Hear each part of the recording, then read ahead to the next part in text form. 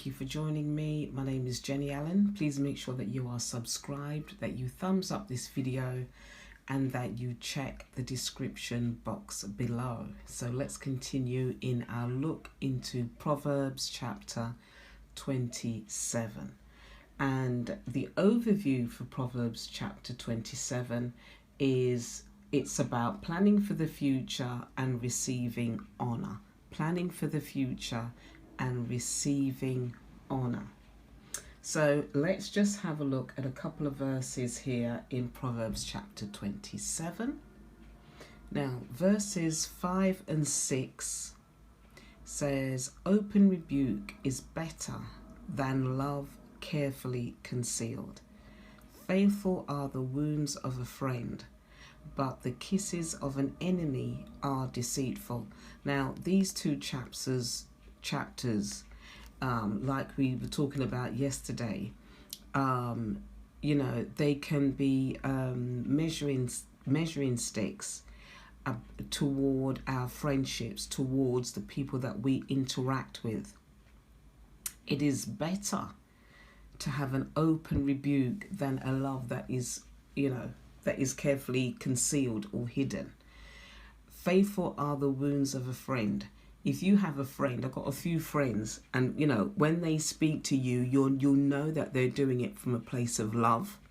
So it's better to be wounded by a friend that is faithful than to be kissed by an enemy who is deceitful. So if you have one or two people that are in your friendship circle and they like to tell you the truth, then you need to embrace those friends. Or you have family members who love you, but they will not conceal it, or as we would say in the Caribbean, they wouldn't hold water in their mouths to tell you the truth. Then you need to keep those friends close, because when they tell you something, they're doing it out of a place of love, than to have a friend or friendship circles that are yes people. And when they're telling you, yes, you're doing the right thing, it is out of a place of deceit. They're being deceitful about their intentions and love for you, because they can kiss you, but they can be your enemy. Just like Judas. Jesus knew that Judas would betray him. Judas kissed Jesus, but he was an enemy. It was out of a deceit, and he sold Jesus for 30 pieces of silver. So these two verses should help you,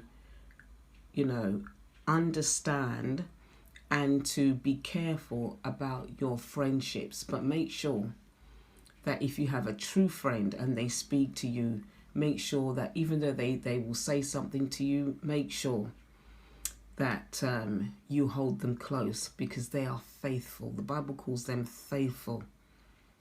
The Bible calls them faithful. So let's have a look at verse 17. "As iron sharpens iron, so a man sharpens the countenance of his friend." When you get two bits of iron and you rub them together. Like, I remember my dad, who passed away last year. I remember when we were younger, and he used to sharpen the kitchen knives. He used to get like a stone or another kind of metal plate, and he used to sharpen the kitchen knives.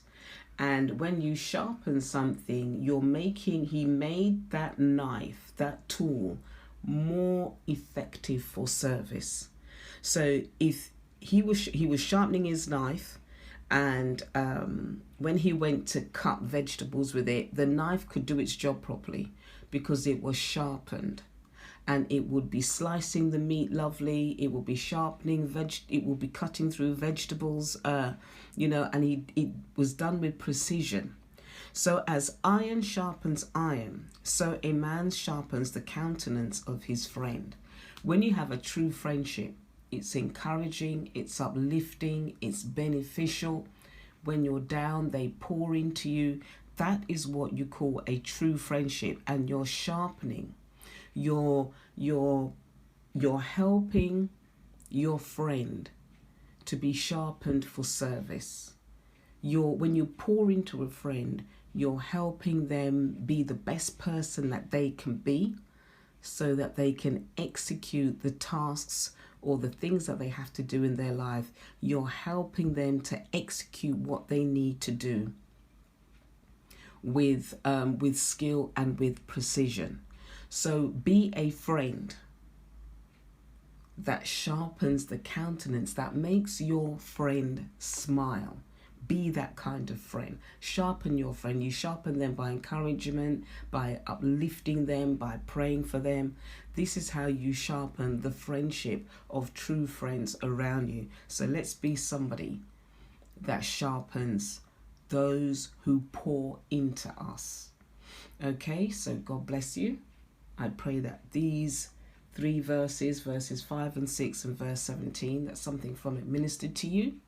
And let's go on to tomorrow. We're nearly coming to an end in our book of Proverbs. And I will see you tomorrow. God bless.